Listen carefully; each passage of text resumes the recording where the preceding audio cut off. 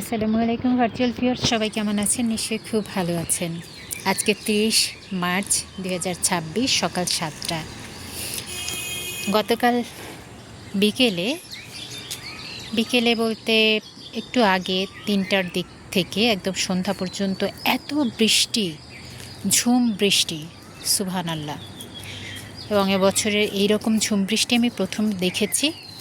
তো সেই ফাঁকে আমি যেটা করলাম, এই জিও ব্যাগটার নিচে সব হচ্ছে পাতা, তার উপরে অল্প কিছু মাটি দিয়ে সেখানে আমি বীজ বপন করে দিয়েছি, হরেক রকম বীজ।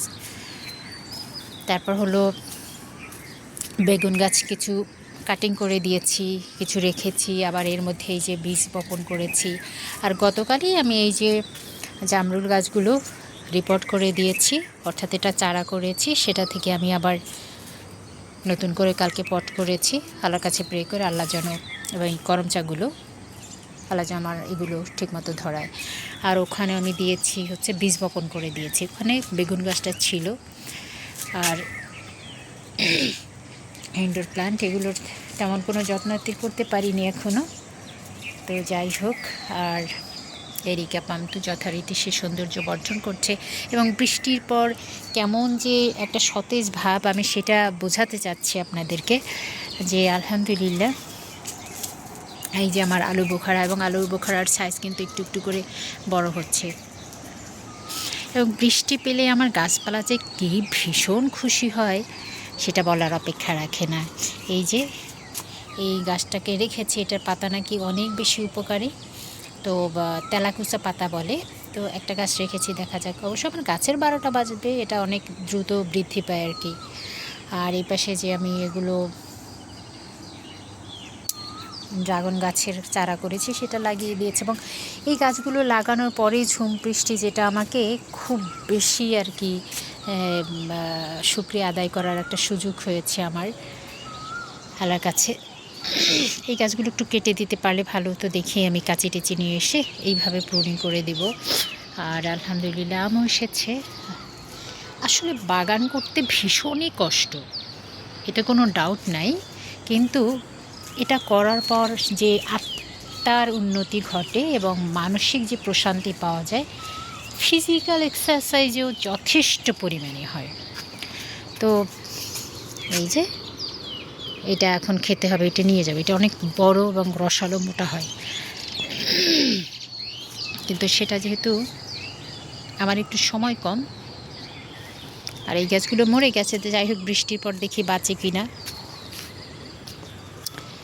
আর মজার ব্যাপার হচ্ছে এই গাছে কিন্তু আমার চলে আসছে, কিন্তু জায়গা কম, এই একটা প্রবলেম। আর এই গাছটাকেও দেখি এবার কাটবো না, অবশ্য কিছু খাবার টাবার একে দিলাম।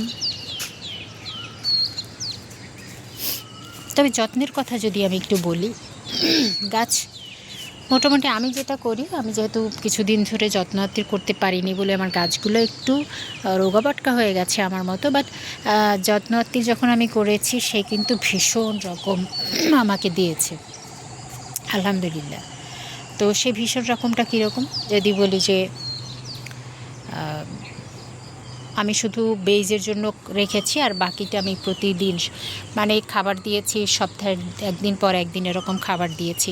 তো সেই একদিন পর একদিনটা এই যে কিচেন ওয়েস্ট আছে এগুলো পচিয়ে দিয়েছি, কলার ছোলকা, যেটা পাকা কলার ছোলকা দিয়েছি পচিয়ে, তারপর হলো আমি খৈল পচিয়ে তারপর দিয়েছি।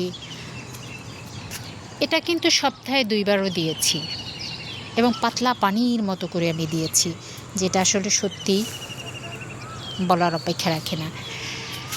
তো এখানে যেমন আমার আরও কিছু শিউলি গাছ আছে।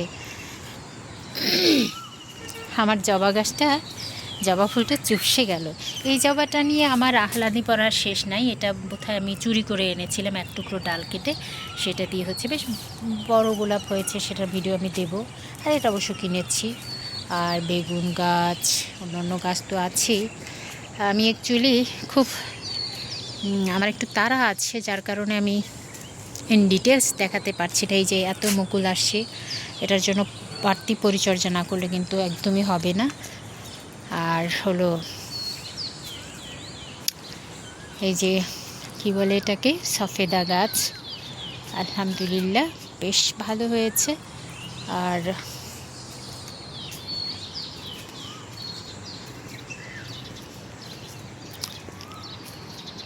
এই রাস্তাটা আমার কাছে ভীষণ আনন্দের একটা রাস্তা, মানে দুই পাশেই আরও ভালো ছিল, কিন্তু আমি যেহেতু কি বলে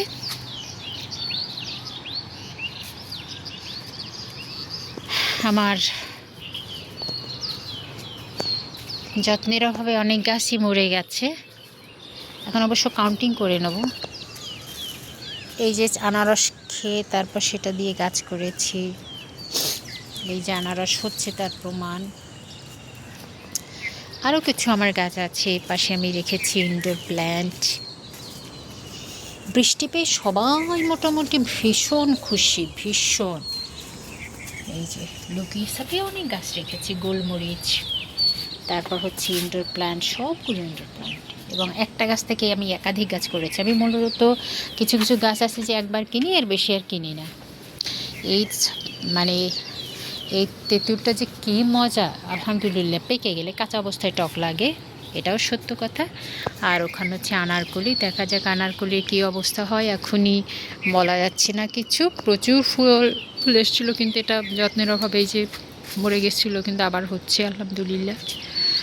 আর এই পলি পেয়ারা আছে। দেন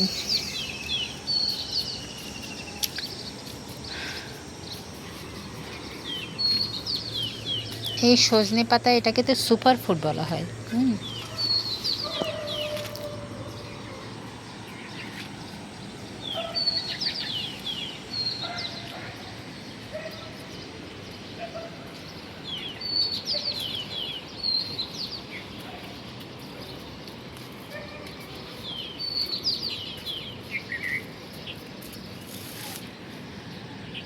আল্লাহ আমাকে কিছু কদবেল দিয়েন, এটা কদবেল গাছ।